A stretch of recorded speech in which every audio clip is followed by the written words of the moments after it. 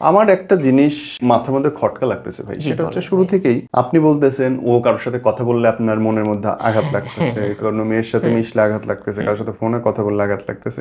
ব্যাপারগুলো অনেক কেমন লাগে না শুনতে? হ্যাঁ, এটা ভাই অনেকে অনেক মাইন্ডে নিতে পারে, বাট এটা আমি যেই মাইন্ডে নিবে আমি সেই মাইন্ডের না, বাট ওর যাতে কোনো টাকা খরচ না হয়, মেইন লক্ষ্য আমার এটা। আপনি ও আপনার মিথ্যে বলছে, আপনি রাগ করে ফোন ভেঙে ফেলেন, ফোন ভেঙে, এটা তো গার্লফ্রেন্ডরা করে। হ্যাঁ করে ভাইয়া, কিন্তু আমি আসলে যে ওই যে ও আমার কথা শুনছে বা আমাকে সম্মান দিছে বা ও আমার প্রতি একটা ভালোবাসা তৈরি হয়েছে। একটা বড় ভাই বা একটা বন্ধু কারো মানে তার সে আরেকজনের সাথে কথা বললে কোনোদিন মোবাইল ভাঙে না, কোনোদিন রাগ করে না। আমি এখানে কেন যে ওকে এতটা ভালোবাসলাম আর কেন যে আমি মানসিকভাবে ও আমার প্রতি খেয়াল রাখলো, ও খেয়াল রাখতে ওর স্বার্থ ছিল, ওর মানুষ দরকার ছিল, ওঠার জন্য মানুষ দরকার ছিল। আপনি আপনার ওয়াইফকে না দেখে আরেকটা লোকরে পুরুষে দেখে বেড়াইতেছেন, এই ব্যাপারটা তো কোনো ব্যাখ্যা দাঁড়ায় না ভাই। কি নাম আপনার? মোহাম্মদ ইব্রাহিম। ইব্রাহিম ভাই, আপনার টেক্সট পেলাম যে 7-8 বছর আপনার সঙ্গে থাকার পরে যখন টাকা পয়সা হয়েছে তখন সে চলে গেছে এবং আপনার সঙ্গে খুব খারাপ আচরণ করছে। এইটুকু শুনে আমি আসলে কিছু বুঝিনি, আমাকে বলেন তো কোত্থেকে কি হচ্ছে? আসলে মাঝের থেকে বলা হয়েছে তো, শুরু থেকে না বলে তো একটা জিনিস বোঝাও সম্ভব না।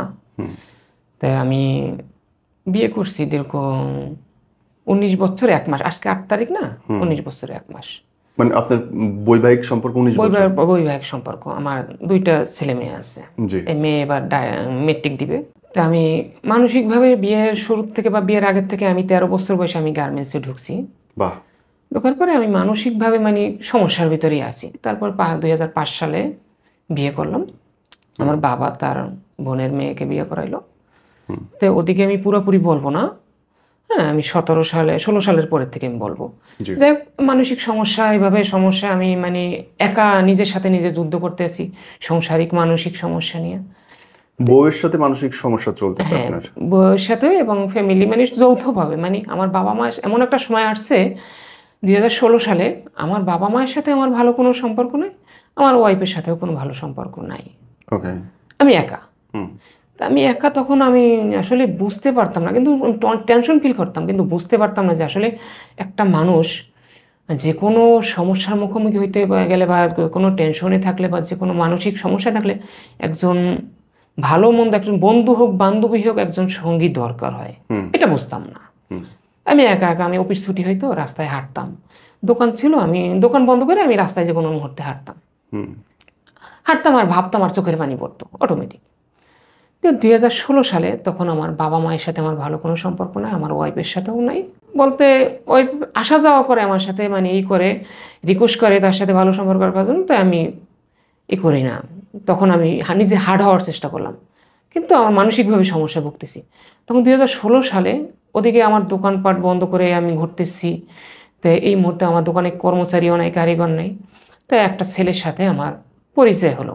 আমার দোকানে পার্শ্ববর্তী একটা বাড়িতে ভাড়া থাকে, ও অফিসে আসা যাওয়া করে, আসা যাওয়ার পরে 5টায় ছুটি হলে আমার দোকানের সামনে আসে দাঁড়ায়। তখন জানি যে ও টেইলার্সের কাজ জানে। তখন আমি ওকে বললাম যে তুমি আমার দোকানে পার্ট টাইম কাজ করতে পারো।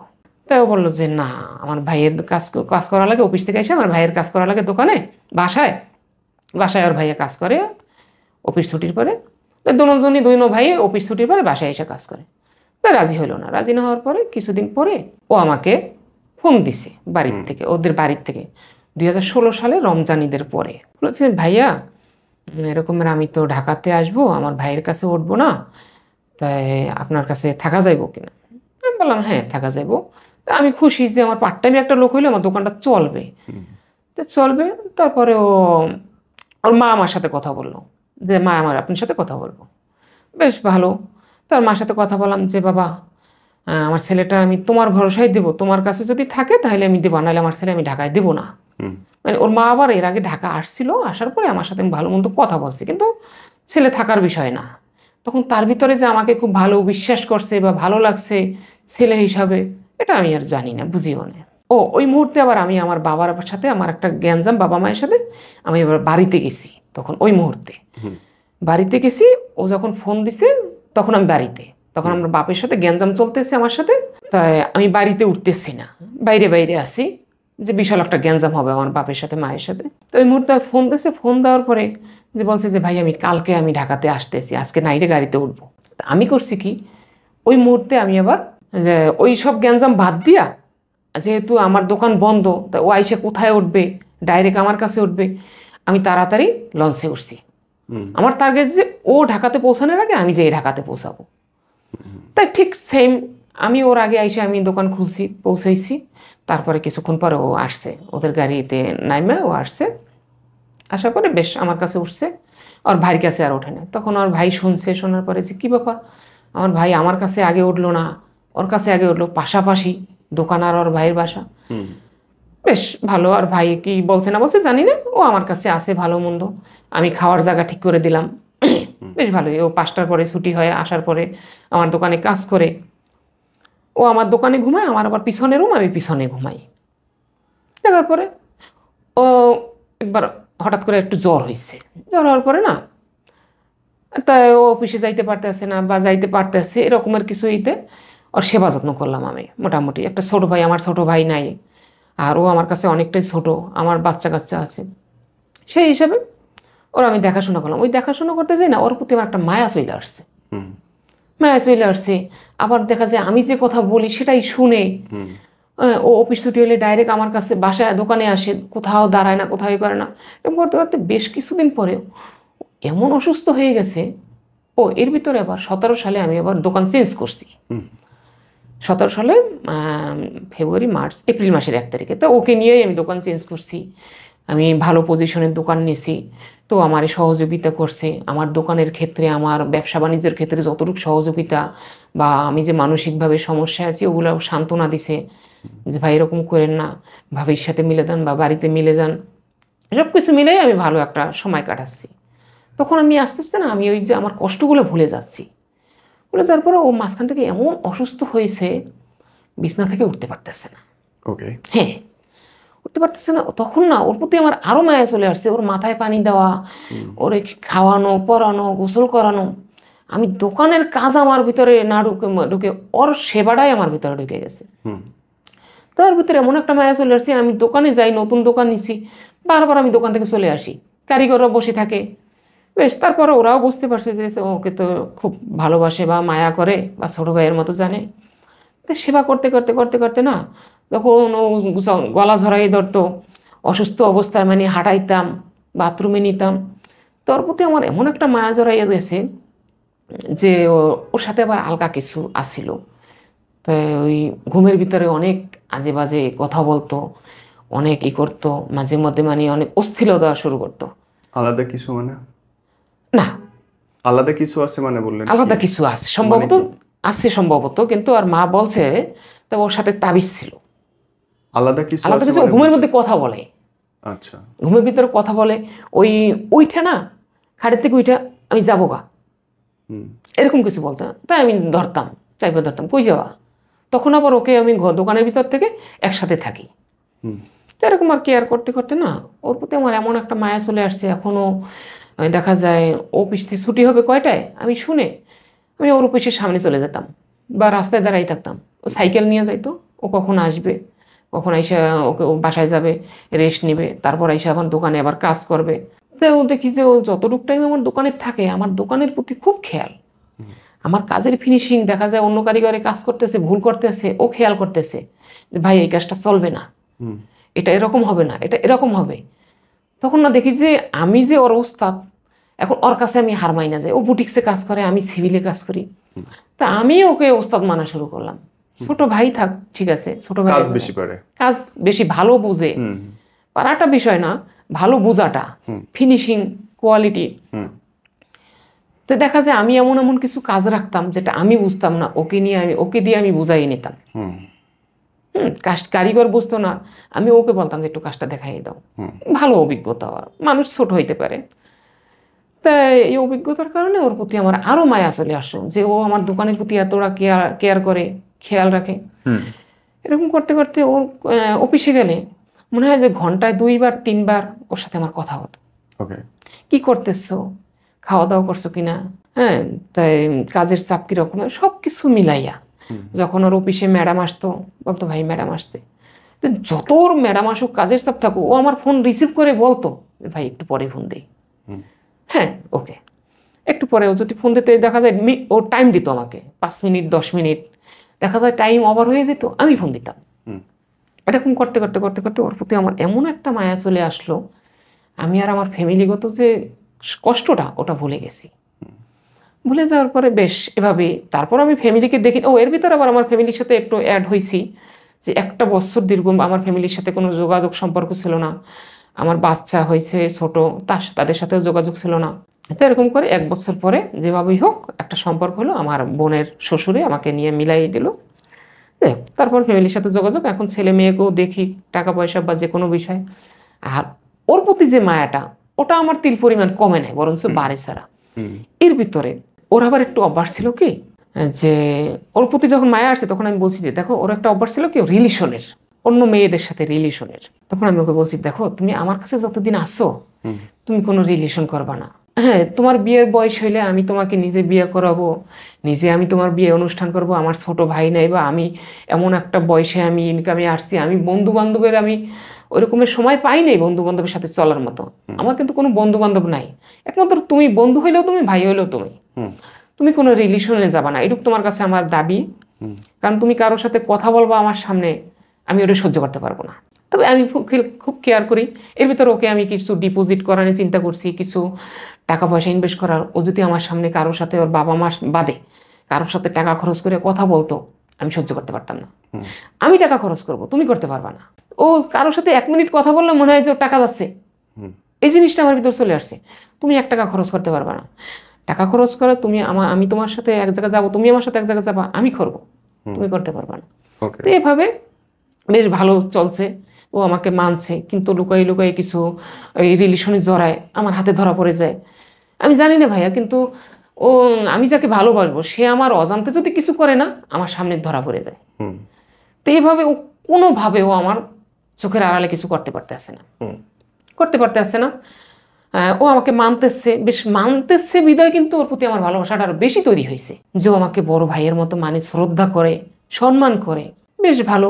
হ্যাঁ, ওর খাওয়া থেকে শুরু করে সব কিছু কেয়ার করার পরে ও যখন রিলেশন করে বা ই করে, ওর জন্য ডিপিএস করার জন্য চেষ্টা করলাম, ডিপিএস করলাম ওকে ওর নামে, বা সঞ্চয় করারই করলাম। কেউ জানে না, ওর ফ্যামিলির কেউ জানে না। হ্যাঁ, ওর ফ্যামিলি জানে আমার কাছে অনেক ভালো আছে বা ভালো ই করতেছে। তো এর ভিতরে একবার ওই করছে কি, আমার সামনে দিয়ে আমার দোকানের স্টাফ নিয়ে ও এক জায়গায় গেছে। তো আমাকে বলে নাই, না বলার পরে আমি ফোন দিছি, কোথায়, মিথ্যা কথা বলছে। তা আমার একটা কথা ছিল, তুমি আমার সাথে মিথ্যা কথা বলবা না, মিথ্যা কথা বলবা না। আমার সাথে যতদিন আসো কোনো রিলেশনে জড়াবো না, মিথ্যা কথা বলবা না।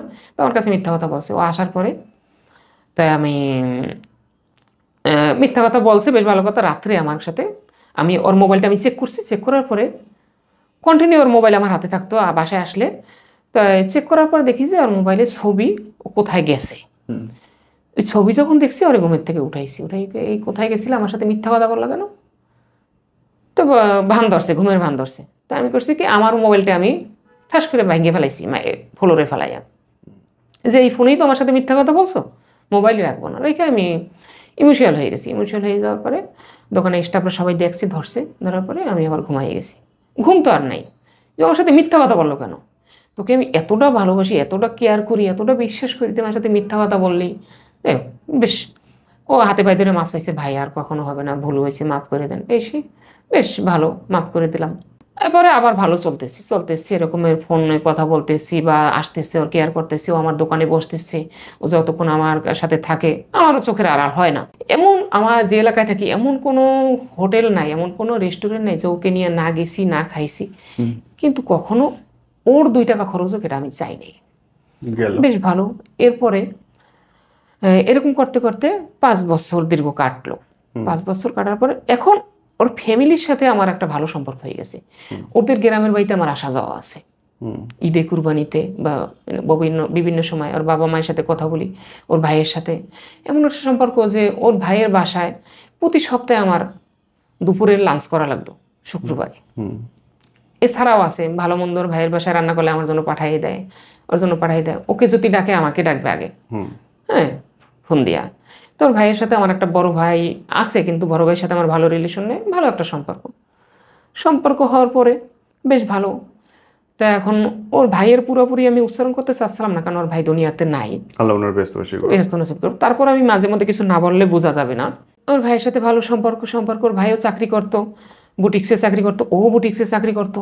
এর ভিতরে করোনার 1-1.5 বছর আগ দিয়া আমার কারিগর পাওয়া যাবে খুব মুশকিল। টেইলার্সের লাইফে কারিগরের জন্য টেইলার্সের দোকান ছাইড়া দেওয়া লাগে অনেক সময়, এমন একটা। তবে ও আর আমি দুইজনে মিলে সাপোর্ট দিয়ে দোকানটা রাখছি। বউ আমার কাজে হেল্প করছে, ওর কাজের ফিনিশিং দেখাই আমি ভালো ভালো এখনও আল্লাহর রহমতে আপাততে ভালো ভালো কিছু মেজর কর্নেল ব্রিগেডিয়ারের কাজ ধরছি, আমেরিকার কিছু কাজ ধরছি। তো ধরাতে ওর কাজের ফিনিশিং দিয়েই আমি ধরছি। ও আমার যতটুকু ভালো করছে বা আমার সাপোর্ট দিছে আমি না স্বীকার করতে পারবো না। আর এই কারণে ওর প্রতি আমার বেশি ভালোবাসাটা তৈরি হয়েছে, যেটা আমি বাস্তবে তখন আমি কাজের চেয়েও ওর প্রতি আমার কেয়ারটা বেশি এসে পড়ছে। তো ওই কাস্টমারগুলো আমি ধৈর্য রাখছি, ওরে দিয়ে কাজ করাইয়া। আবার যত বড় বড় ব্রিগেডিয়ার জেনারেলের বাসায় আমি যাচ্ছি কাজ আনতে, সবাই তো আর বাসায় আসে না। যেমন বনানী ডিউসেসের কাস্টমার তো সহজে বাসায় দোকানে আসে না, ওখানে যাচ্ছি। তারপরে বাংলা মোটর, বিভিন্ন জায়গায় বড় বড় এর সাথে আমার হাত হয়ে গেছে কাজের জন্য। তো আমি ওকে নিয়ে যাচ্ছি। আমার একটা টার্গেট কি, ও যতটুকু বোঝে, ও তো দোকান চালানোর ক্যাপাসিটি নাই, হয়তো কাজের অভিজ্ঞতা আছে, তাহলে ওকে আমি এমনভাবে গইরে উঠাবো যাতে আমি যদি চইলাও যাই, ও যাতে আমার দোকানটা ধরে রাখতে পারে। এই চিন্তা ভাবনা করি ওকে আমি গইরা তোলার চেষ্টা করছি। এবং যেগুলো কাজ ও জানে না, বুঝে না, ওই যে টপ 10 আছে না, টপ 10-এর মাস্টার আইনা আমি নিজে খরচ করে টপ 10-এর মাস্টার আইনা কিছু কিছু কাজ ওকে আমি শেখানোর চেষ্টা করছি। ও আমার বলছে যে ভাই আপনি শিখেন। আমি বলছি যে না, তুমি শিখলেই আমার শেখা। কারণ আমি তো হয়তো বলে না যে রক্ত কখনো ভাগ হয় না, কিন্তু আমার রক্ত ভাগ হয়ে গেলে আমি চিন্তা করছি ও আমার কাছ থেকে ভাগ হবে না। এই চিন্তা করে আমি ওকে এরকম সাপোর্ট দিছি। আল্লাহর রহমতে ও সাপোর্ট নিছে বা আমি দিছি, এভাবে আমি ওকে গইরা উঠানোর চেষ্টা করলাম। আর ওকে আমি সবসময় বলতাম, দেখো আমি যদি না থাকি না, তুমি আমার স্থানটা ধরে রাখবা। আর আমি যদি চলে যাই, যদি তুমিও চলে যাও, সাথে সাথে আমিও চলে যাব। তুমি তোমার দেশে যাবো, আমি আমার দেশে যাব, কিন্তু তোমাকে ছাড়া আমি ঢাকা থাকবো না। আর যদি ব্যবসা করি তোমাকে নিয়ে করব। এভাবে আমি করোনা রাখ দিয়া ওকে আমি বললাম যে কারিগর তো পাচ্ছি না, তা তুমি আমার দোকানে থাকো। ওখানে বেতন দেয় কত? 15,000। তা আমি বলছি আমিও 15,000 দেবো। তা ও ঠিক আছে, ওখান থেকে ও রিজেন দিয়ে চলে আসলো। চলে আসার পরে প্রায় 1 বছর যাবত আমার দোকানে রইলো। আমি ওকে 15,000 টাকাই দিছি। বেশ ভালো কথা দিছি আমি। ও যতক্ষণ দোকানে, আমিও ততক্ষণ দোকানে। ও দোকানে নেই, আমি দোকানে নেই। সকালবেলা আমি যদি 12টা বাজে দোকানে আসি, ওকেও আমি 12টা বাজে দোকানে আসি। কিন্তু অনেক সময় আমাকে বলতো, দেখেন এইভাবে কি দোকান চলবে? ও আমার আগে আসতে চাইতো বা আসতো, যদিও আসতো আমি তাড়াতাড়ি চলে আসতাম। যেহেতু এতটা কেয়ার আমার দোকানের প্রতি করে, তাকে তো আমি অবহেলা করতে পারি না। তো এভাবে করতে করতে বেশ ভালো দিন। এর মধ্যে করোনার ভিতরে খুব অবস্থা খারাপ। তারপর আমার টার্গেট যে ওকে আমি বেতন দেবো ঠিক মতো, কারণ ওর বাবা মা যাতে কোনোদিন না বলতে পারে কোনো কিছু। কারণ ওর বাড়িতে প্রতি মাসে 5,000 টাকা দিতে হয়। এর ভিতরে আবার ওর কিছু ডিপিএস আছে, ওগুলো আমার হাতে, ওর হাতে না। তা ডিপিএসে দেখা যায় 2-3 জায়গায় আমি বই করাইছি, বইগুলো সব আমার হাতে। কয় টাকা কি জমা দিয়েও কখনো চেকও করে না। আমার উপরে বিশ্বাস। হ্যাঁ, ওর একটা অভ্যাস ছিল কেউ নতুন টাকা পাইলেও কখনো ভাঙতো না, বান্ডিল করে রাখতো। তো এর ভিতরে আমার কাছে একটা বান্ডিল টাকার, ওইটা আমি যত্ন করে রেখে দিছি। রেখে তারপর এর ভিতরে আমার পুরান দোকানে আমি থাকি, নতুন দোকানে আমি চালাই। তো ওকে আমি বলছি যে ভাই আমার তো পুরান দোকানটা ভাঙ্গাচুরা, ওখানে তো থাকি, তোমার যদি কোনো টাকা পয়সা থাকে ব্যাগে তুমি রাখো না।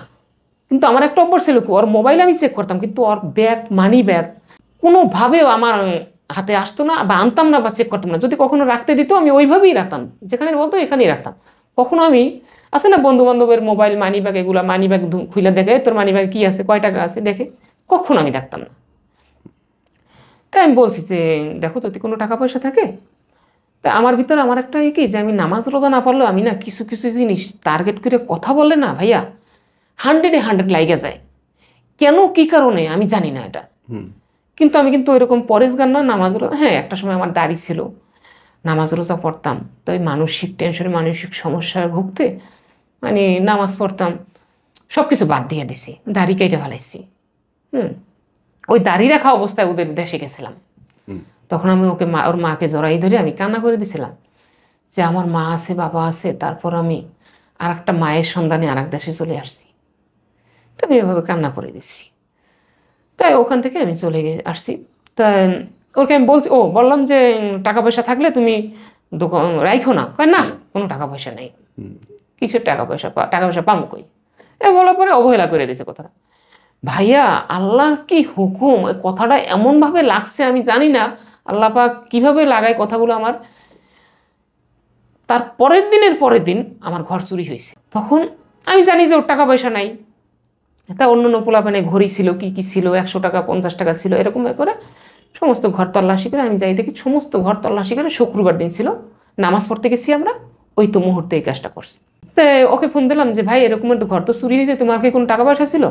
ও তো পুরো মোবাইলের ভিতরে হয়ে গেছে, ইমোশনাল হয়ে গেছে যে আমার আচ্ছা আমি আইতে আসি। ওই কথাটা বইলা অফিস থেকে ছুটি নিয়ে আইসা আমার জড়াই ধরে কান্না করতে আসে। কি হয়েছে? আমি তো জানি ওর টাকা পয়সা নাই। বলছে যে ভাই আমার টাকা ছিল। কত টাকা ছিল? হিসাব দিল 17,000 টাকার মতো। এখন আর আমি আমার ভিতরে নাই ভাইয়া। 17,000 টাকা! তোমাকে পরশু দিন আমি বললাম তুমি নাসিকার গেলা, আর আজকে তুমি বলতেছো 17,000 টাকা ছিল। তুমি কেন আমার কথাটার গুরুত্ব দিলে না? এরকম করার পরে আমি দুজনই আমি পাগলের মতো দুজনই। ও আর দাঁড়াইতে পারতেছে না ঠিক হইয়া, পারতেছে না। এর ভিতরে আমি বলছি আচ্ছা ঠিক আছে তুমি কান্না করো না, তোমার 17,000 গেছে না, 17,000 যেন 17 লাখ হয়, আমি সেই চেষ্টা করব। হ্যাঁ, এবং এই কষ্ট বিফলে যাইতে দেবো না, তুমি আমার উপরে ভরসা রাখো। এর ভিতরে ওর বাড়িতেও জানাইছে, ওর মারেও আমি কথা দিলাম যে ওর টাকা যে টাকা হারাইছে আমি তার ডাবল, তার 17,000-এ যাতে 17 লাখ হয়, আমি ওকে সেরকম পরিচালনা করে আমি করব।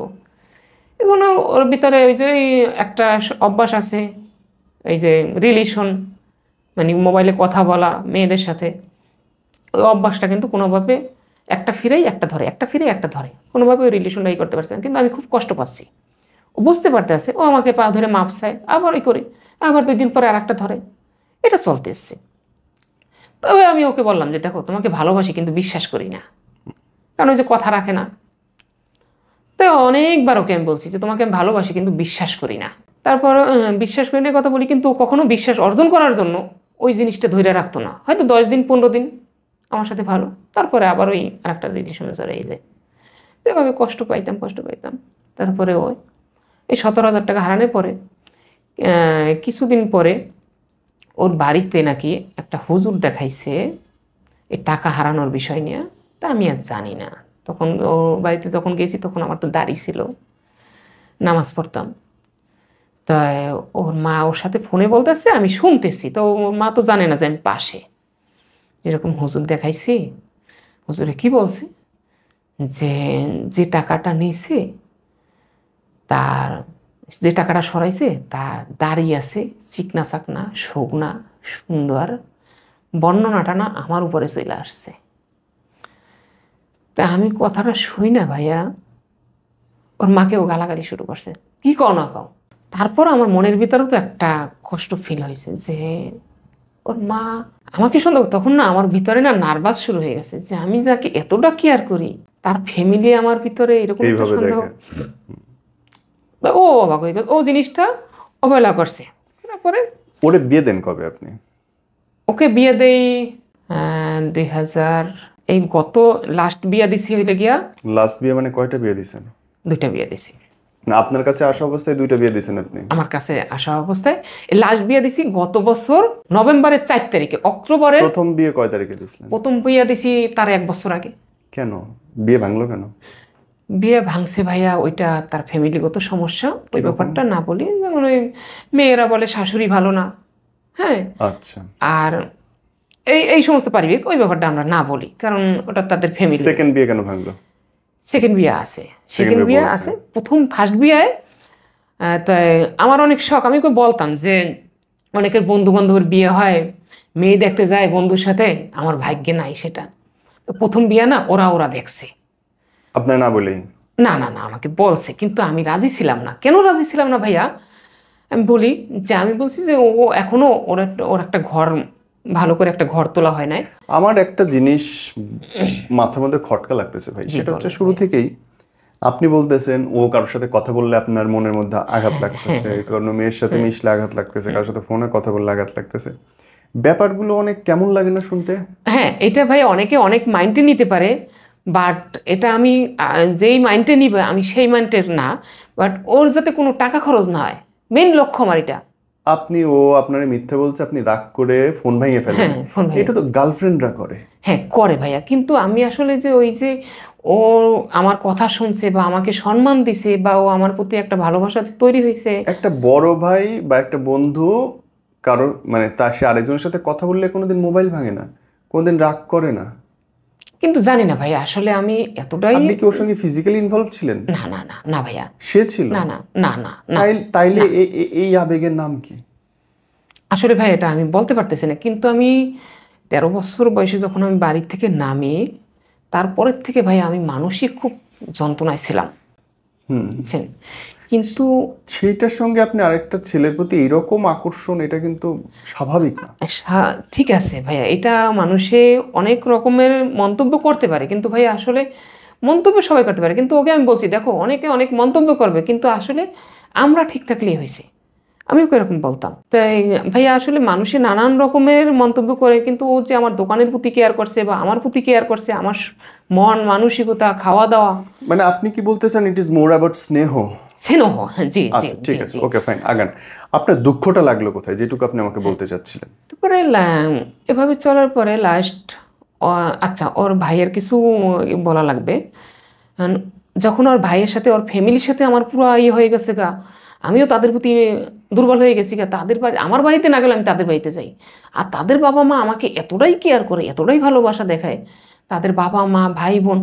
মনে হয় আমি ওদের এলাকায় গেলে মনে হয় যে আমি কি আসছি ওদের এলাকায় আমি জানি না, পুরো এলাকার মানুষ জানে যে আসছে কেটা, ওই অমুকে আসছে। তবে ওদের এলাকায় আবার আমাকে, তখন দাড়ি নিয়ে প্রথম গেছি তো, তখন ওদের এলাকায় আমাকে মোল্লা নামে চেনে, বুঝছেন?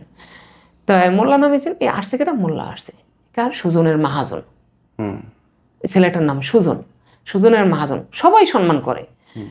আত্মীয় স্বজন, এই আমার বাড়িতে আসো, এই আমার বাড়িতে আসো, এই আমার বাড়িতে আসো, এই একজনের বাড়ি গেলে আরেকজনের রাগ করে। মানে এমন একটা অবস্থার ভিতরে আমি পড়ে গেছি, মানে আমি ওদের রক্তের চেয়েও কেউ অনেক কিছু। কিন্তু এখানে আর একটা জিনিস ভাইয়া, ওরে আমার বাড়িতে যেতে দিত না। কে? ওদের ফ্যামিলি। আচ্ছা। ওকে একবার গেছে অজান্তে, কিন্তু ও আমার মা আমাকে একবার বলছে ওদের বাড়িতে বসে যে বন্ধুকে ঘুরতে যাওয়ার কথা কয়ে নিয়ে মাইরা ফেলায়,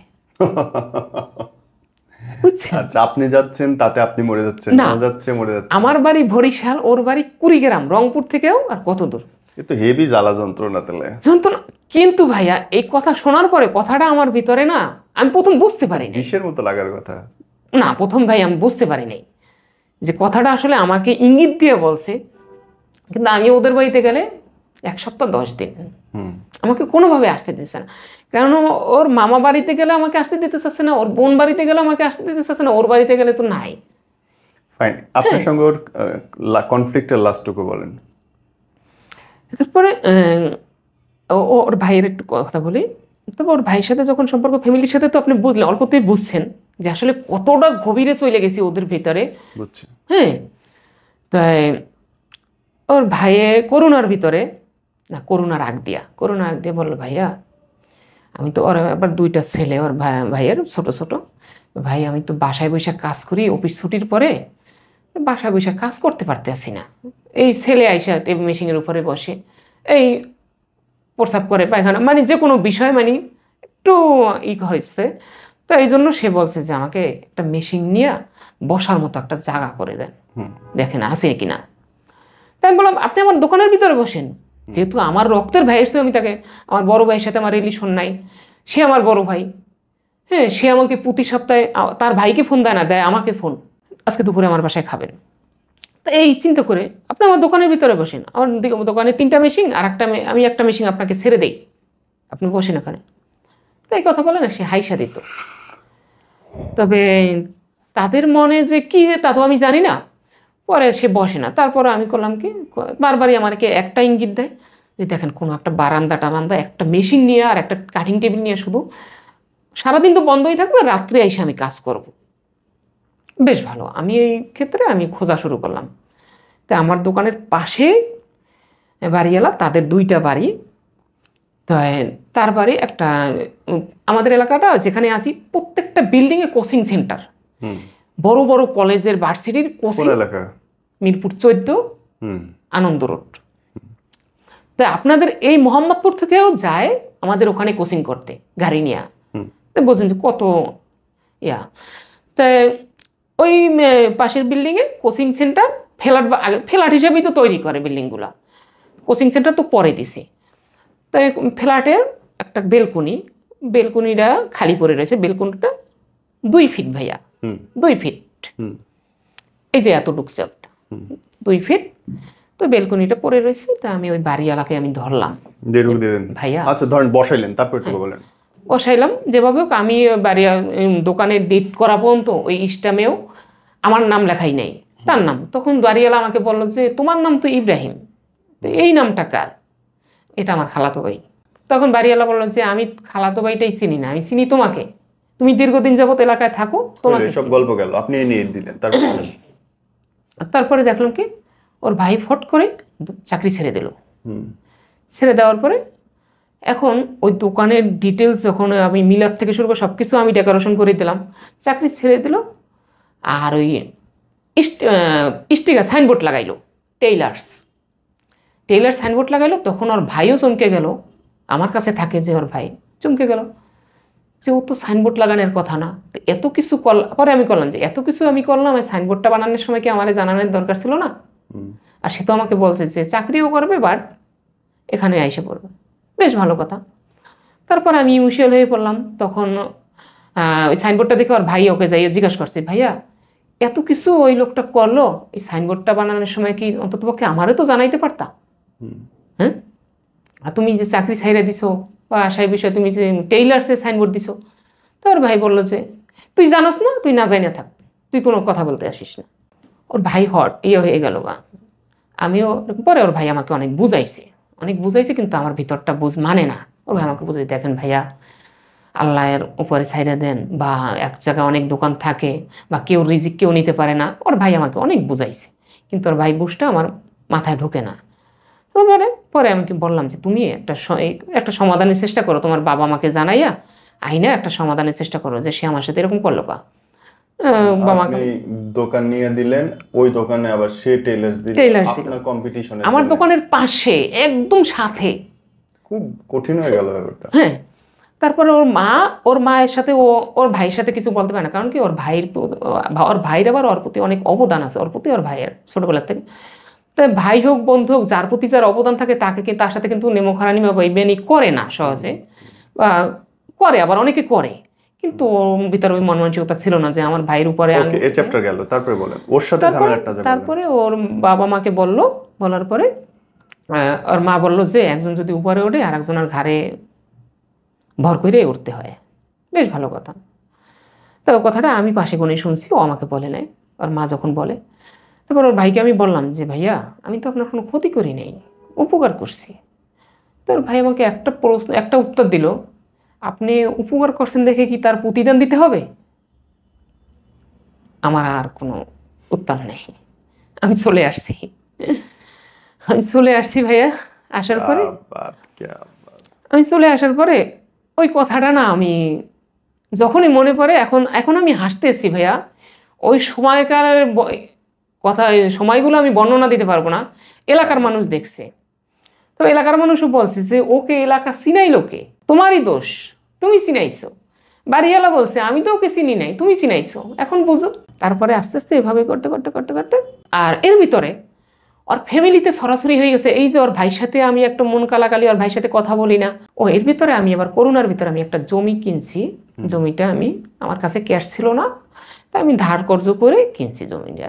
আমার ওয়াইফের নাম্বার সংগ্রহ করে আমার পাশের এক এলাকার লোক দিয়া, তো সেই লোকে আমাকে অনেক অনুরোধ বিনয় কইরা পরে আমাকে বলে যে আপনার বইয়ের নাম্বারটা দেন, আমি দেশে চলে যাব, আপনার বউ তো দেশে থাকে, তা হাঁস মুরগি পালে কিভাবে কি পালে আমি একটু জানবো। তো 2 দিন চাইছে, আমি দেই নেই।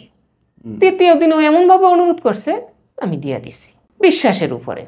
ওই লোকটাকে আমি খুব বিশ্বাস করতাম। ওই লোকের নাম্বার নিয়ে ওর ভাই আমার কাছে যে থাকে, ওর ভাই এবং এর ভিতরে আবার আমার দোকানের একটা কর্মচারী ওর ভাই যেভাবে হোক নিয়ে নিছে। ওই কর্মচারীটাকে আমি আমার সাথে গাদ্দারি করছে দেখে ওকে আমি বের করে দিছি, ওকে ওই নিয়ে নিছে। কর্মচারীটা আমার কাছে 1.5 বছর ছিল। তো ও আমার ডিটেলস সব জানে, আমার ফ্যামিলিগত, আমার কাস্টমার চেনে, সব কিছুই চেনে। তারপরে আমার কাস্টমারকে এই দেখাইতেছে ফিনিশিংয়ের কথা, কোয়ালিটির কথা, ভালো মানের কথা, এ করে আমার কাস্টমারগুলোকে আমার ওই যে আমার কাছ থেকে আছে ওই করতেছে। ওটা আমার কাছে কাস্টমার এসে বলে দিছে যে আপনার লোকই আমাকে ওই দোকানে কাপড় সিলাইতে বলে। বেশ ভালো। তারপরে আমার স্ত্রীর নাম্বার নিয়ে ওই লোকটা, ওর ভাই আর কে কে ছিল আমি জানি না, আমি তো দেখি নাই, লাউড স্পিকার দিয়া আমার ওয়াইফের সাথে ওই লোকটারে দিয়ে কথা বলাইছে। ওই লোকটারে চিনে তো আমার ওয়াইফ, ওই লোকটা আমার বাড়িতে গেছে, কথা বলাইছে যে এই যে জমি রাখছে টাকা পাইছে কই। তারপরে আমার ওয়াইফে ধারণা দিল যে সম্ভবত 2 লাখ টাকা সুজনের কাছ থেকে নিছে, সুজন দিছে। এখন একটা প্লাস পয়েন্ট পাইছে না আমার পিছনে, যে সুজন যে টাকা পয়সা কামাই করে বাড়িতে দেয় না, কিন্তু বাড়িতে কিন্তু প্রতি মাসে 5,000 টাকা দেয়। ও ওই মুহূর্তে আবার হয়েছে কি ভাইয়া, ও বাড়িতে একটু রাগারাগি হয়েছে, 2 বছর ধরে বাড়িতে টাকা দেয় না।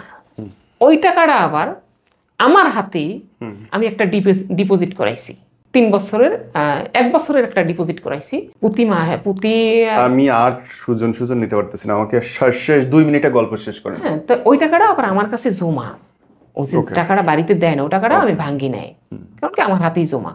কিন্তু ভাইয়া কসম কাইটা বলতে পারি যে ওই টাকা ওর চাইরে না পয়সা আমি খরচ করি নাই। ঠিক আছে, ও আপনার সঙ্গে বিট্রেটা করলো কখন?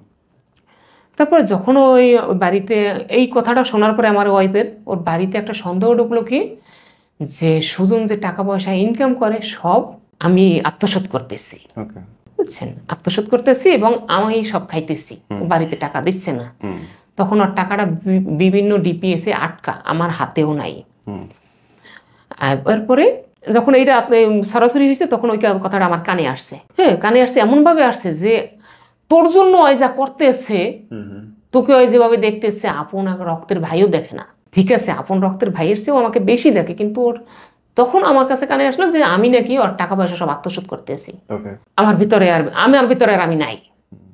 এত বড় কথা, এর ভিতরে কিসের জন্য, ওর ভিতরে আবার ও আমার বাড়িতে তদন্ত করে পাইছে কি, যে ওর না ও আমাকে 50,000 টাকা দিছে, টাকা দিয়ে ওর নামে আমি একটা গরু কিনে আমার মার কাছে পালতে দিছি। ওই গরুটা 2টা গরু সব কিনছি, তো একটা গরু বিক্রি করছি, বিক্রি করে ওকে টাকা এনে দিছি। আর একটা গরু 2টা বাচ্চা হয়েছে 2বার, বাচ্চা 2টা সহকারে যে কোনো কারণে গরু 2টা তিনোটাই মারা গেছে। এই কথাটা ওরা শুনছে, শোনার পরে এখন তো মনে করেন যে মারা গেছে ওই টাকা কি আর পাবে সুজন, কিন্তু সুজনের তো আমার উপরে বিশ্বাস আছে যে না, সে যাই হোক না হোক সে আমার টাকা মারবে না।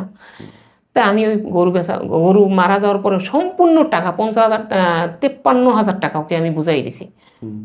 গরুর মারা যাওয়ার 50,000 আরও গরুর দুধ ছিল, এই বিষয় নিয়ে বুঝাই দিছি।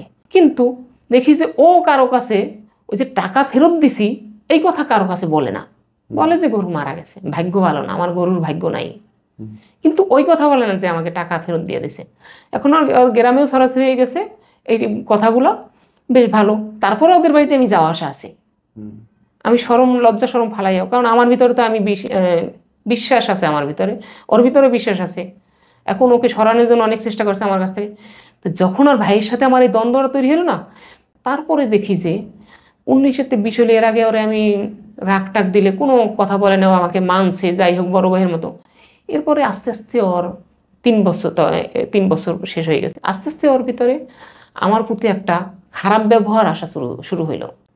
এমন ভাষা করে 19-তে বিষয় হয়ে গেলে যে ভাষাগুলো আমি উচ্চারণ করতে পারতেছি না, বাবা মা তুইলা আপনারা গালাগালি শুরু করছে। হ্যাঁ, সোজা কথা, মাদার চোদ ছাড়া কোনো কথা নাই। ও মাই গড, 19-তে বিষয় ভাই তুমি এই মিছা কথাটা কইলা কেন?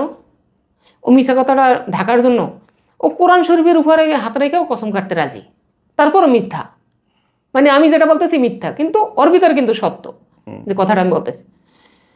তারপরে আমাকে একটু কিছু হইলি, একটু 19-তে বিষয় হইলি মাদার চোদ বাইনচিতকে গালাগালি আমাকে।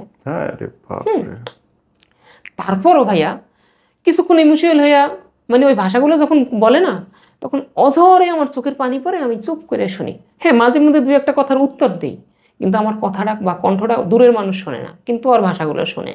তাই এভাবে করতে করতে তো আমার একটা বিশ্বাস কি, যে ও আমাকে যে গালিগুলো দিতে আছে হয়তো হয় রাগের মাথায় দিতে আছে, পরে যখন ওই বুঝবে না তখন ও আমার কাছে সরি বলবে আমার ভিতরে একটা বিশ্বাস, কিন্তু না, এভাবে করতে করতে দীর্ঘ 2-2.5 বছর পার হইল, 2 বছর পার হয়ে গেল। আর তখন ওর ভাইয়ের সাথে আমি কথা বলি না। পরে আল্লাহ না করুক, ওর ভাই মারা যাওয়া 22 সালের ডিসেম্বর মাসের 8 তারিখে মারা গেছে। আর ও আপনার কাছে চলে গেল কবে? হ্যাঁ, ও চলে গেছে এই যে গত মাসের 1 তারিখে। কেমনে গেল? তাই ওর যখন এই কথা, কোন কথায় ছিলাম, আর সব বাদ দেন, শুধু কেমনে গেল সেটা বলেন। তো ওকে আমি বিয়ে করালাম। প্রথম বিয়ে তো গেল যেভাবেই হোক। ওই বিয়েতে যখন আমাকে নিছে, বিয়ে আমি ছিলাম, তখন ওই বাড়িতে যেয়ে আমার ভিতরে একটা খটকা লাগছে। তারা এমনভাবে লুকোচুরি করে বিয়ে করার পরিকল্পনা করছে, রাত্রে 12টা বাজে কাবিন করবে। তখন আমি অনেক চিল্লাপাল্লা করলাম। আমি তো আর আগে মেয়ে দেখি নাই, চিল্লাপাল্লা করলাম যে এখানে কোনো ঘাবলা আছে, কোনো খটকা আছে, কোনো সমস্যা আছে মেয়ের, তাদের তড়িঘড়ি দেখা, হ্যাঁ, বুঝাইতেছে তা মেয়ে লুকোচুরি করে বিয়ে দিতেছে। তখন ওকে আমি বললাম যে ভাই, আমাদেরকে আইনে কিন্তু অপমান করছে, এখানে যে বিয়ে করতেছো এখানে কোনো ঘাবলা আছে। তারপর আমাকে আবার মেয়ের পক্ষ থেকে সামলাইলো, বলছে ভাই চিল্লাপাল্লা করেন না, এসে বেশ ভালো কথা সামলাইলো। আমি ঠান্ডা হয়ে গেলাম। তারপর বিয়ে হইল। বিয়ে হওয়ার পরে বিয়ের রাত্রেই ওর কাছে কিছু ঘাবলা ধরা পড়ছে। ধরা পড়ার পরে ও আমার গলা ধরে কান্না যে ভাই আমার জীবনটা শেষ, এ বিয়ে টিকবে না। আমাকে দেখো, আজকের রাত্রটা তুমি এই কথা বলো না, কারণ আজকের রাত্র, বিয়ের রাত্র, এই রাত্রে যে কথা বলে আল্লাহ মনে আছে কবুলও করতে পারে, তুমি এই কথা বইলো না। তারপরও কান্না থামাইতে পারে না, কোনো রকমের থামাইয়া ওকে এতে পারাইলাম। কি সমস্যা ছিল মেয়ের সেটা না বলি, বলেন। ওটা ওই মেয়ের দেখতে মানে একটু অন্যরকমের, মেয়েকে পছন্দ হয় না। মানে উনি কি শারীরিক প্রতিবন্ধী ছিলেন নাকি? দাঁত ফাঁকা, তারপর মেয়ের দেখতে মানে সুন্দর, কিন্তু একটু চেহারার ভিতরে একটু অদ্ভুত কিছুই আছে, কপাল ডাবা। আচ্ছা, আর পছন্দ হয় না। তখনও ভালো করে খেয়াল করছে। এর আগে বলছে, এর আগে তো তুমি দেখছো, আমি তো দেখিনি। ও এর আগে বলছিলাম যে মেয়েটাকে আমাকে একটু দেখাইও, কয় এখন 3 তারিখ ডেট ঠিক হয়ে গেছে, এখন আর কি দেখবেন, তো আমাকে দেখায় নাই ভাইয়া। তারপর আমি ওকে সান্ত্বনা দিলাম, যাই হোক যা হবার হয়ে গেছে। প্রথম বিয়ের গল্প বলতেছেন? হ্যাঁ। আচ্ছা, আমি সবার কিছু শুনতেছি না, আমি আমার মাথা ঘুরতেছে, শুধু চলে যাওয়ার মোমেন্টটা বলেন যে কি কি ঘটলো। এখন চলে যাওয়ার মোমেন্টটা হলো গিয়া দ্বিতীয় বিয়ের এই যে 6 মাসের এটা। ওকে আমি অক্টোবরের 25 তারিখে ওর বিয়ার উদ্দেশ্যে আমি দোকানে কর্মচারী রেখা বিয়ার উদ্দেশ্যে ওদের দেশে গেলাম মেয়ে দেখার জন্য। আর বাবা মা 3টা মেয়ে দেখে রাখছে, আমরা যে 3টা দেখবো, যেটা পছন্দ হয় সেটাই করবো। বেশ ভালো, আমি গেলাম, 3টা মেয়ে দেখলাম, একটাও পছন্দ হয় না। তারপরে ওরা কোনো ঘটক ধরতে পারতেছে না, আমি আবার ওদের দেশে আমার এক পরিচিত ধরলা ব্রিজের ওখানে, ওকে আমি ফোনে কন্ট্যাক্ট করে ওকে খোঁজ করে আমি ঘটক ধরলাম। ঘটক ধরার পরে আমি ওই ঘটকের দ্বারা 2টা মেয়ে দেখলাম। দেখার পরে সেখানেও এরকম পছন্দ হয় না। তারপরে ও অনেক আগে ওর একটা মেয়ে দেখছিল আর মামাতো বোন সম্পর্কে। অনেক পেঁচাইতেছেন, বিয়ে হইলো ইয়ে হইলো, তারপরে ঘটনা বলেন। ওই মেয়েটা মানে ওখানে আমি রায় দিলাম যে এটাই বিয়ে করো। ও বিয়েটাও আমার রায় করছে, বিয়ে সাক্ষীও আমি।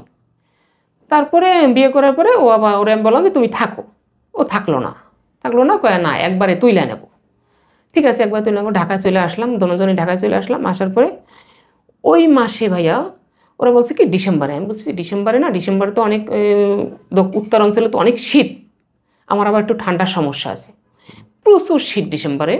তা আমি বললাম যে তুমি 2 মাস পরে ডেটটা ফালাও, তাহলে আমি যাইতে পারবো। আর ওই নভেম্বর ডিসেম্বরে আবার আমার খুব কাজের চাপ থাকে, তখন আমার দম ফালানোর সময় থাকে না।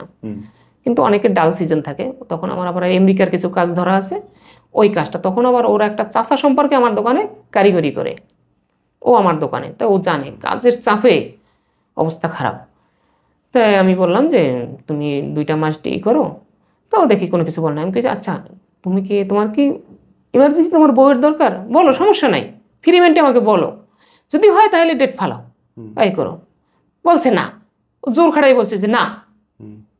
আমি চাচ্ছ যদি না হয় তাহলে তুমি ফেব্রুয়ারিতে ডেটটা ফালাও, আমার ওইদিকে কাজের চাপ কমবে, আর আমার অনেক আশা ইচ্ছা এটা মনে মনে যে ওর বিয়েতে যাবো, অনেক আনন্দ করবো, আর বাড়িঘর সাজাবো, অনেক ইনভেস্ট করবো, তো এটা আমার ইচ্ছা অনেক আগের থেকেই। তো আমার আর কিছু বলে না, ভালো মন্দ কিছু বলে না। এখন ওর ডেট ফালাইছে ডিসেম্বরের 16 তারিখ, ওর শ্বশুরবাড়ি থেকে ডেট ফালাইছে ডিসেম্বরের 16 তারিখ। তাই ওর শ্বশুরবাড়িতে বিয়েটা ওই সময় হওয়ার কথা ছিল না। ওরা তখন আমি বলি না, ওরা বলছিল যে 1 মাস পরে আমরা এই করি। ওর শ্বশুরবাড়ি থেকে বলছে যে না, এখন যে কোনো একটা করে যাও, রেজিস্ট্রি করে যাও। তো ওরা বলছে তুই রেজিস্ট্রি করি, তাহলে কাবিনও করে যাই, দুটোটাই হয়। আচ্ছা ঠিক আছে। তা ওই ডেটটা ফেলাইছে শ্বশুরবাড়ি থেকে। তোকে আমি বললাম যে তুমি ডেটটা 2 মাস পরে ফেলাইলে আমি যাইতে পারবো, আর নাহলে কিন্তু আমি যাব না। কারণ এক নম্বর হয়েছে গিয়ে তোমাদের দেশে শীত বেশি, 2 নম্বর হয়েছে গিয়ে আমার এখানে কাজের চাপ, আমার কাজগুলো উঠাইলে আমার কিছু টাকা পয়সা আসবে, বিষয় মিলে। তো আমার সাথে কোনো কথা নাই। ও বিয়ার ডেট ফালানোর 15 দিন আগের থেকে যে কোনো একটা কারণে আমার সাথে ভালো মন্দ শেয়ার করা বন্ধ করে দিছে। ভালো মন্দ কোনো কথা বলে না। কথা না বলার পরে আমি আর জিজ্ঞাসা করি না। ওর আগে ফ্যামিলিগত কথা বলতো, জিজ্ঞাসা করি না। এরপরে ওর ডেট ফালাইলো। ডেট ফালানোর পরে এখন ও আমাকে বুঝাতে চাচ্ছে যে ও কিচ্ছু জানে না যে ডেট ফালাইছে, কিন্তু ওর ফ্যামিলিগতভাবেই এই কথাবার্তা হয়েছে। ও যদি ওর ফ্যামিলিকে বলতো যে আমি এখন আনবো না, ও তো ছেলে, তখন ওরও আবার কাজের চাপ ভাইয়া, ওরও কাজের চাপ। হ্যাঁ, ওই মুহূর্তে আমি আবার একটা কারিগর ম্যানেজ করে দিছি ওর কাজের চাপ দেখা। তবে ও কোনো কথাবার্তা বলে না, ও বাসায়ও কোনো কিছু বলে না। মানে বিয়ে নিয়ে আপনাদের ঝামেলা? হ্যাঁ, না বিয়ে নিয়ে ঝামেলা। পরে গিয়া ও আমাকে কিছু বলে না। ওর শাশুড়ি আমাকে ফোন দিছে। মানে আপনাদের ঝামেলা কি বিয়ে নিয়েই হয়েছে? তাহলে বিয়ের গল্প বাদ দেন, ওর ব্যবহারগুলো নিয়ে। তাহলে গল্প বাদ দেন, আপনি ইয়েতে আসেন। ওর শাশুড়ি আমাকে ফোন দিছে। এই গল্পই বাদ দেন, বিয়ের গল্প বাদ দেন, ইয়েতে আসেন। ঠিক যাওয়ার গল্প বলেন আমাকে। না, 30 সেকেন্ডের মধ্যে আমি স্টোরি শেষ করব। ওই ভাষাগুলো বিয়ের পরেই বলছে আমাকে। আচ্ছা, তাহলে বিয়ের পরের থেকে বলেন। 30 সেকেন্ডের মধ্যে স্টোরি শেষ করব, আমার মাথা ঘুরতেছে, লিটারালি মাথা ঘুরতেছে। 1 ঘন্টা হইছে কিন্তু। তারপরে আমাকে বললো, তাই আমি বললাম যে না আমি যাব না। ওর শাশুড়ি বললো যে তুমি আসবে। আমি বলছি না, আমি যদি 2 মাস পরে ডেটটা বললাম তাহলে আমি যেতে পারবো, আমার এখন কাজের চাপ। হ্যাঁ, তাই ভালো মন্দ বলছে। ওর শাশুড়ি বলছে না গেলে কিন্তু আমি আসবো তোমার কাছে। আমি বলছি যে না, আপনি আইসেন না। তাও গল্প কইলে নি বিয়ের? হ্যাঁ। তারপরে আল্লাহ, ও যাবে, যাওয়ার সময় আমাকে বলছে, যাওয়ার আগে আমি বলছি যে না যাব না। তো বলে না কেন যাবেন না? বলছে আপনি যাবেন কি না, ডাইরেক্ট আমার থ্রেট দিয়ে বলতেছে যাবেন কি না। আমি বলছি যে না আমি যাব না। আচ্ছা ঠিক আছে, তুই যদি না যাস তোর জন্য কিছু ঠিকই থাকবে না। এই তুই শুরু হয়ে গেল? না, তুই তো সবসময় যখনই 19-এর বিষয় যেত তখনই যে গালাগালিগুলো করতো, এই যে 3 বছর যাবত তুই তাহারই মনে করেন গালাগালি এটা আছে, যে ভাষাগুলো প্রতিনিয়ত 19-এর থেকে 20 হয়ে গেলই। হ্যাঁ, তুই যদি না যাস তোর জন্য কি কিছু ঠিকই থাকবে? বললাম আচ্ছা ঠিক আছে। তো আমি ওকে বিদায় দিতে পারবো না বিদায়। আমি না দোকান থেকে আমি সরে গেছি।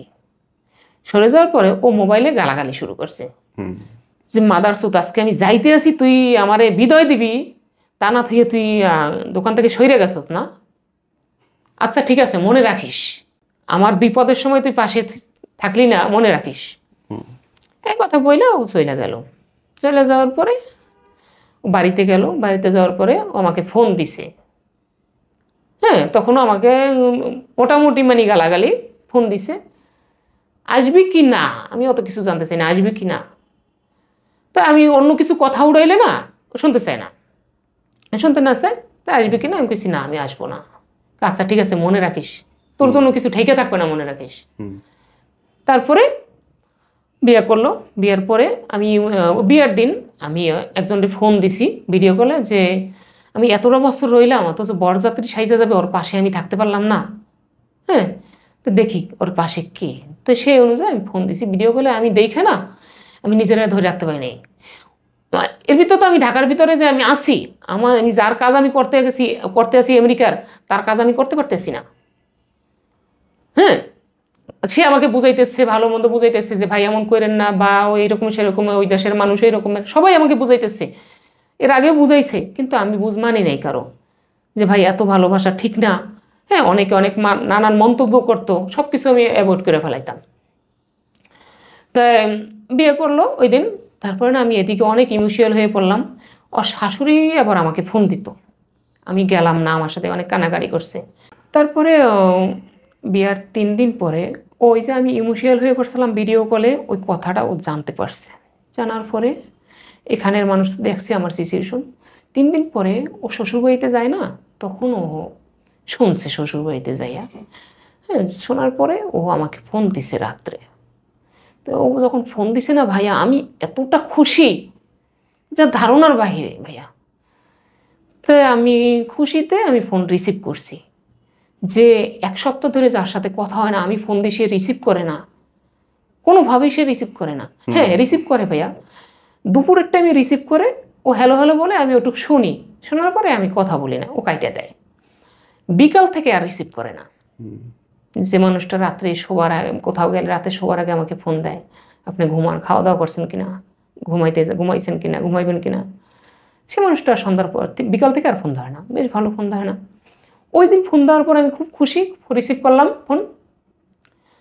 ফোন দিয়েই যে আপনি অমুকের কাছে কি বলছেন, তমুকের কাছে কি বলছেন। ওই কী বলছি, এই তো গালাগালি ভাইয়া, ভাষাগুলা রেকর্ডিং করা আছে আমার কাছে, ভাষাগুলা হ্যাঁ সেভ করে রাখছি, যে মাঝে মধ্যে ওই ভাষাগুলো শুনি আর চোখের পানি অঝরে ছাড়ি।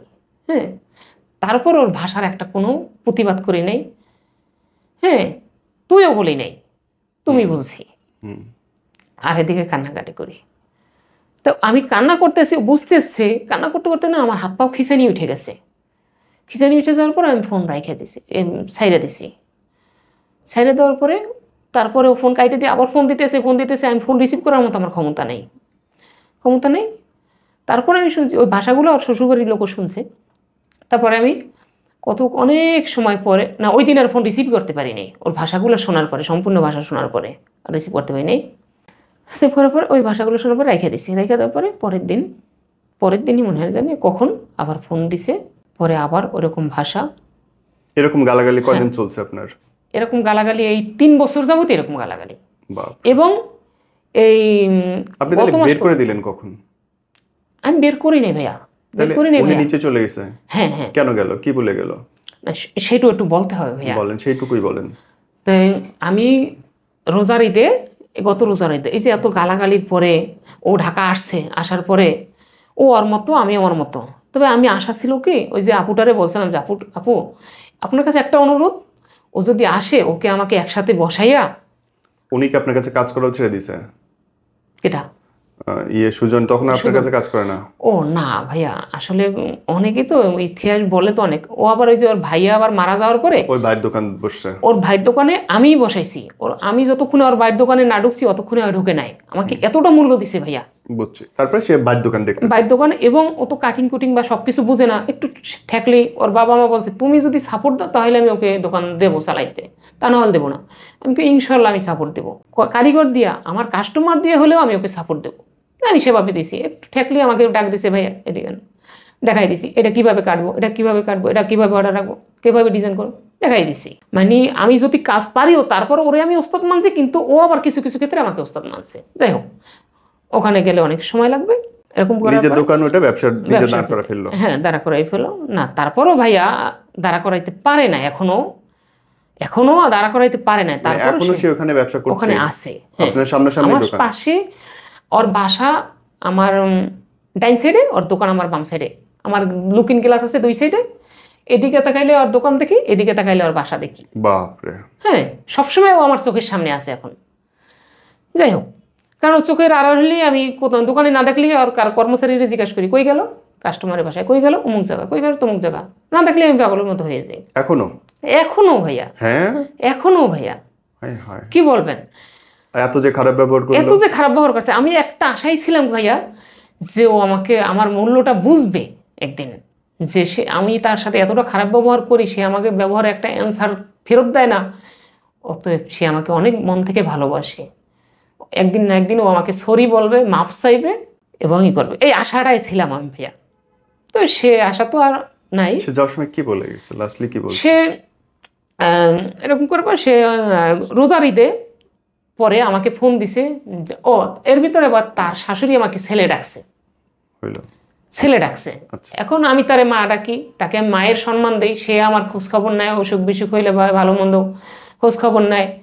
হ্যাঁ, আমার জামাইয়ের জায়গায় আছে, তুমি আমার ছেলে জায়গায় থাকবা। পরে কি শাশুড়ি পল্টি নিছে? না না না না না না। তো এরকম, তারপরে ঈদের সময় আমাকে ডাকলো, ও বললো যে এদিকে আসেন, ঢাকা না যে এদিকে আসেন। আমি কইছি কই যাব, যার বাড়িতে যাব সেই তো আমার আপন নাই। হাসিয়ে দিয়েছে, সেটাও ঠিক, তাইলে আপনার মার বাড়িতে আসেন। আপনার মা আছে না এদেশে? আমি তখন না খুশি হয়ে গেছি। তখন ওর শাশুড়িকে ফোন দিলাম, কয় হ্যাঁ তুমি আসো, আমার বাড়িতে আসবা, তুমি আর কারো বাড়িতে যাবো না, আমার বাড়িতে আসবা, আমার ছেলে আমার বাড়িতে আসবে। আমি এই ভরসা রেখে আমি বরিশাল থেকে ডাইরেক্ট গাড়িতে বিআরটিসি বাসে কুড়িগ্রাম যারপর আর শ্বশুরের ঘরে উঠছি। ওঠার পরে আর শাশুড়ি আবার বলছি, দেখেন আপনি জানাইয়া দেন যে এরকম আসছে, না হলে আবার পরে 2-3 দিন পার হয়ে গেলে শাশুড়ির যাতে দোষে না পড়ে যে 2-3 দিন হয়ে গেছে আমাকে জানাইলো না, আমার বন্ধু বা আমার ভাই তার বাড়িতে গেছে, অথবা আপনারা যাতে দোষে না পড়েন আপনি জানাই দেন। জানাইতেছি, জানাই দেওয়ার পরে এখন তাদের বাড়িতে যাই না কেন এটা নিয়ে তার মাও অস্থির। আচ্ছা, এখন লাস্ট দিনের কথা বলেন, লাস্ট কবে ভেজাল রইল? আমি ওখান থেকে যাই হোক যেভাবে হোক ওখানেও আমার সাথে রাগ ব্যবহার করছে, হ্যাঁ, যে আমি নাকি তার সংসার ভাঙতে গেছি, তার শাশুড়ির কাছে বলছে যে একটা সংসার ভাঙছে, এটাও ভাঙতে আইছে। তার শাশুড়িকে আমি জিজ্ঞাসা করলাম, আপনি কি বিশ্বাস করছেন? না, অসম্ভব, এটা আমি বিশ্বাস করি নাই। তারপরে আমি ওখান থেকে চলে আসলাম। এর ভিতরে ও যে আমাকে সরাসরি গালাগালি করছে, হ্যাঁ, ও আর আত্মীয় স্বজনের বাড়িতে আমাকে নিয়ে যাবে, আমি বলছি না, তোমার বরযাত্রীর সাথে আমি আসতে পারি নাই, তোমার সাথে আমি কারোর সাথে যাবো, কারো বাড়ি যাবো না। ওখান থেকে আমি চলে আসছি। এর ভিতরে ও যে ওখানে বৈশা ঢাকাতে প্ল্যান করছে ওই আপার সাথে, ও ঢাকাতে আসবে, আমার কাছ থেকে সরবে, বৎসরে মাসে 15 দিনে একবার এসে আমার সাথে দেখা করবে, ওই আপাও বুদ্ধি দিছে, শিখাই দিছে, আমি এটা জানি না। ঢাকা আসার পরে আমি তার কাছ থেকে শুনছি যে ও আপনার কাছ থেকে সরে যাবে। বেশ ভালো কথা, সরে যাবে, ভালো কথা গেল। হ্যাঁ, ও তাকে ফোন দিয়ে আমাকে এরকমের ভাষায় গালাগালি করছে। আচ্ছা, করলো। ওই আপা আমাকে বলছে যে ভাই আপনার কি শরম নাই, লজ্জা নাই? স্বাভাবিক। আপনি ওর সাথে এখনো আছেন, ও আপনাকে যে ভাষায় আমার সাথে গালাগালি করছে, ভাষাগুলো উচ্চারণ করতে পারবো না। একথা শুনে আমি ডাইরেক্ট ওকে আমি জিজ্ঞাসা করছি, তুমি আমাকে সরাসরি গালাগালি করছো, তুমি আবার আরেকজনের ফোন দিয়ে গালাগালি করছো কেন? আচ্ছা, গল্প ডিসমিস। এবার আমাকে শুধু 2টা লাইন বলেন ভাই, একটা পুরুষ আর একটা পুরুষের জন্য যা করতেছে কোনোভাবে আপনার কাছে স্বাভাবিক লাগলো ঘটনাটা? আপনি একদম জেনারেল মানুষের মতো চিন্তা করেন, আপনার কাছে স্বাভাবিক লাগতেছে? না, স্বাভাবিক লাগে না। কিন্তু আমি এখানে কেন যে ওকে এতটা ভালোবাসলাম, আর কেন যে আমি মানসিকভাবেও আমার প্রতি খেয়াল রাখলো, ও খেয়াল রাখতে ওর স্বার্থ ছিল, ওর মানুষ দরকার ছিল, ওঠার জন্য মানুষ দরকার ছিল, টাকা পয়সার জন্য মানুষ দরকার ছিল। তারপরে গল্প শেষ ফিনিশিং এ যে আপনি আমাকে এই প্রশ্নগুলো উত্তর দেন, এই ব্যাখ্যাটা কি? হ্যাঁ, যে আমি তোমার কাছে তো কিছু চাইছিলাম না, জাস্ট 2টা মাস ওয়েট করতে চাইছিলাম। আমি কি মানুষ কি আমার জন্য ওয়েট করবে? তাদের ব্যক্তিগত, তাদের আত্মীয় স্বজন যে বিয়ের গল্পের মধ্যেই আমি যাইতেছি। আপনি আমাকে এই লাইনটা বুঝান যে আপনার এই ছেলের প্রতি যে এত ফিলিংস কেন? আপনার বউয়ের সাথে আপনার কোনো অনুভূতি নেই? না, আমার ওর সাথে তো আমার একদম প্রায় ডিসকানেক্ট। কার সাথে? আমার ওয়াইফের সাথে। অন্য কোনো মেয়েদের প্রতি আপনার কোনো রিলেশন নাই? ডিসকানেক্ট, 12-14 বছর ধরেই ডিসকানেক্ট। কিন্তু এর ভিতরে মাঝে মধ্যে হাতে পায়ে ধরে আসতো, কিন্তু আবার ওরকমের। আপনি বউকে কাছে রাখেন না কেন? কাছে ছিল। মানে ঢাকায় কেন রাখেন? ঢাকায় ছিল। কতদিন আগে চলে গেছে? ঢাকায় চলে গেছে আমার ছেলে হওয়ার পরে। কেন বাড়ি কেন পাঠাইছেন?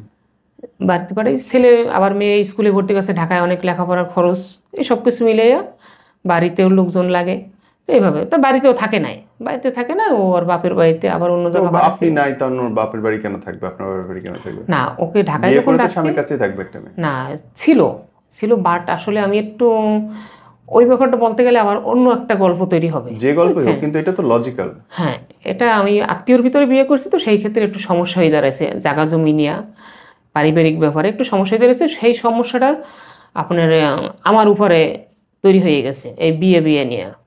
বিয়েটায় কেউ রাজি ছিল না। বিয়ে রাজি ছিল না, 2টা বাচ্চা হয়ে গেছে, তো বিয়ে তো রাজি না রাজির কিছু যায় আসে না। আপনি আপনার ওয়াইফকে না দেখে আরেকটা লোকরে পুরুষে দেখে বেড়াইতেছেন, এই ব্যাপারটা তো কোনো ব্যাখ্যা দাঁড়ায় না ভাই। না, আসলে ওই ব্যাপারটা আমি আসলে বলতে গেলে অনেক মানে ঘটনা যেটাই ঘটুক, রেজাল্ট কি? রেজাল্ট হচ্ছে আপনি বউরে রেখে আরেকটা লোকরে দেখে বেড়াইতেছেন। ইস্যু তো তাই না, ইস্যু বর্তমানে এটা হলেও কিন্তু মানসিক দিক দিয়ে ওইটা না। এনিওয়ে, আল্লাহ আপনার ভালো করুক, আমি দোয়া করে আপনি উঠে আসেন। কিন্তু যেই ইমোশনাল ট্র্যাপে আপনি পড়ছেন, এটা আমি দেখি কমপ্লিটলি, যদি আমার দৃষ্টি বলেন, এটা হয় না যে চুলকায় ঘা বানানো ব্যাপারটা হয়েছে সেটা। আপনি লোকটা গাইলাইতেছেন, আপনি তারপরে তার সাথে থাকতেছেন, লোকটা আপনার ওর মা বাবা সন্দেহ করতেছে আপনি টাকা চুরি করছেন, তারপরে আপনি টাকা দিতেছেন, সমস্যা কমপ্লিটলি আপনার। হ্যাঁ, সমস্যা জি, তার জি, একেবারে না, ওই জি, লোক কমপ্লিটলি ভালো আছে, জি। ও ভালো আছে, হ্যাঁ, ও আপনার ইউজ করছে, বন্ধুরা বন্ধুদেরকে ইউজ করে, সেভাবে ইউজ করে চলে গেছে, টাকা পয়সা হয়েছে, ব্যবসা হয়েছে, ও আর আপনার লাগবে না, এটাই স্বাভাবিক, এটাই সবাই করে। সমস্যা আপনার যে আপনি ওর প্রতি আগ্রহ, ওর প্রতি ওর এইটা লাগবে, ওর সময় লাগবে, ওর অ্যাটেনশন লাগবে, আপনাকে দেখবে, আপনার সাথে কথা বলবে, এগুলো এগুলো উচিত না। এগুলো বন্ধুত্ব বলেন, ভাইগিরি বলেন, কোনো কিছুতেই উচিত না। মানুষের জি, সম্পর্ক এরকম হয় না। জি। দোয়া করি আল্লাহ আপনাকে সুস্থ করুক, ভালো করুক, ভালো দেখেন। আসসালামু আলাইকুম।